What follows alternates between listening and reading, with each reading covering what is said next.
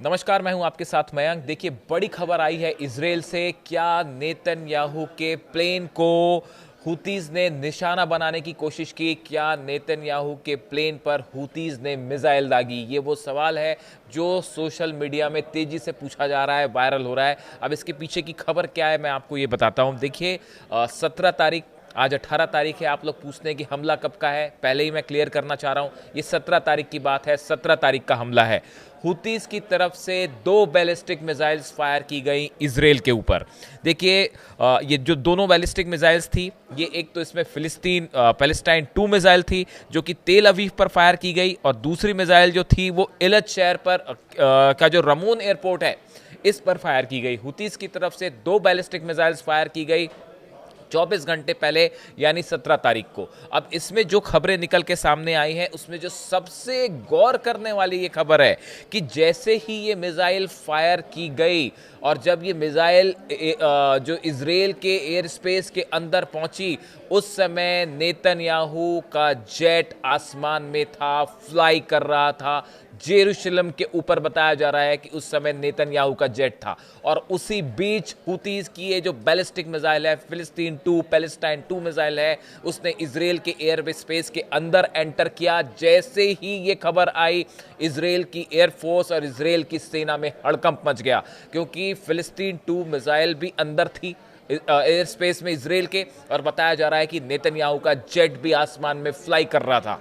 यानी ये एक बड़ा खतरा हो सकता था नेतन्याहू के लिए। ऐसे सिचुएशन में एकदम अलार्मिंग सिचुएशन थी। जो खबरें आ रही हैं कि इजरायली फोर्सेस में, इजरायली एयरफोर्स में एकदम हड़कंप वाली स्थिति थी, और तेजी के साथ जो है फिर एक्शन लिया गया, और ये श्योर किया गया कि वो मिसाइल हिट ना कर दे किसी प्लेन को।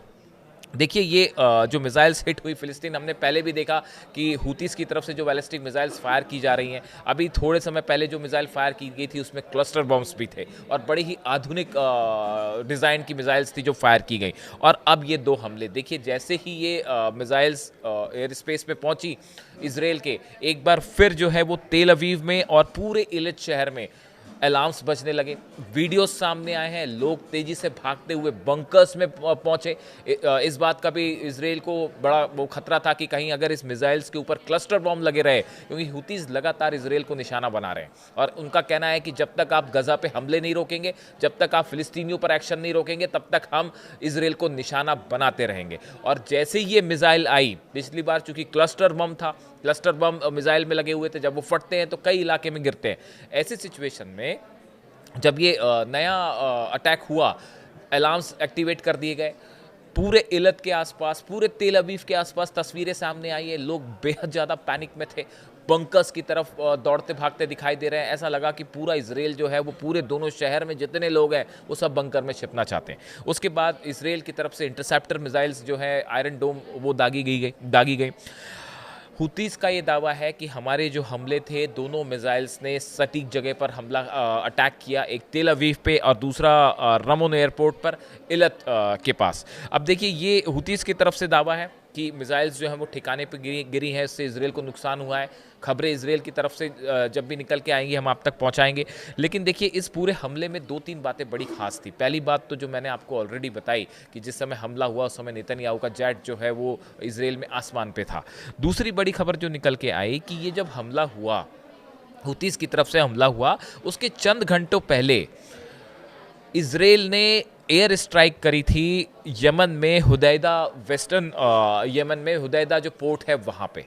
यानी इसराइल ने जब स्ट्राइक करी, उस स्ट्राइक करने के चंद घंटों बाद हुतीस की तरफ से पलटवार आ गया। देखिए, ये बताता है कि कितने अलर्ट मोड में है हुतीस के जो लड़ाके हैं, कि आप एक बार हमला कर रहे हैं, इसराइल की तरफ से हमला हुआ फाइटर जेट से हुदैदा पोर्ट पे, उसके फ़ौरन बाद जो है वो हुतीस ने अपना रिएक्शन दे दिया और 2 बैलिस्टिक मिसाइल्स फायर कर दी। बात नंबर 1। बात नंबर 2, देखिए, ये जो हमला हुआ है, ये अरब समिट जो अभी हाल ही में हुई, OIC की जो बैठक हुई जिसमें 57 मुल्क शामिल हुए, उस बैठक के बाद ये हमला किया गया। ऐसा कुछ एक्सपर्ट्स बताते हैं, विदेश नीति की जानकार बताते हैं कि ये मैसेज देने की कोशिश थी, अरब देशों को कि अगर गज़ा को बचाना है तो फ़ौरन एक्शन लीजिए, मिलिट्री एक्शन लीजिए, इज़राइल को रोकिए। ये संदेश हुतीस की तरफ से देने की कोशिश की गई इज़राइल पर 2 बैलिस्टिक मिसाइल दाग के। देखिए, हमने देखा अरब देशों की बैठक हुई, उसमें काफ़ी सारी चर्चाएं हुई और काफ़ी प्रस्ताव पास हुए, लेकिन अब तक कोई कॉन्क्रीट एक्शन दिखाई नहीं दिया है। इस सिचुएशन में हुतीस की तरफ से जो ये मिसाइल फायर की गई, ये अरब देशों को एक संदेश था कि अगर आप वाकई गजा की चिंता कर रहे हैं, फिलिस्तीनियों की चिंता कर रहे हैं, तो सिर्फ निंदा करने से काम नहीं चलेगा, एक्शन दीजिए।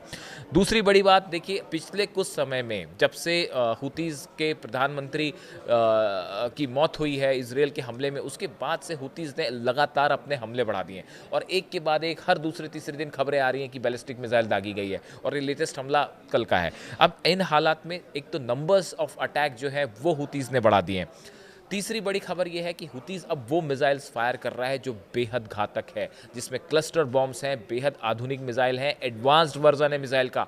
ये बात भी कही जा रही है कई जगह तो कि क्या ईरान ने हुतीस को ये मिसाइल प्रोवाइड की है, क्या चाइनीज़ टेक्नोलॉजी जो है वो सप्लाई की गई हुतीस को, क्योंकि हुतीस की ये मिसाइल रोकना इसराइल के लिए बहुत मुश्किल साबित हो रहा है। और हमने देखा कि पिछले 2-3 मौक़ों पर मिसाइल्स ना तो इसराइल रोक पाया और क्लस्टर बॉम्ब से बड़ा नुकसान भी हुआ इसराइल को। इन हालात में, इस सूरत में, ये जो नया अटैक हुआ हुतीस की तरफ से, ये बहुत ज़्यादा चर्चा का मुद्दा बना हुआ है और ख़ासकर ये उस समय हुआ जब इसराइल के प्राइम मिनिस्टर नेतन्याहू का प्लेन जो है वो फ्लाई कर रहा था।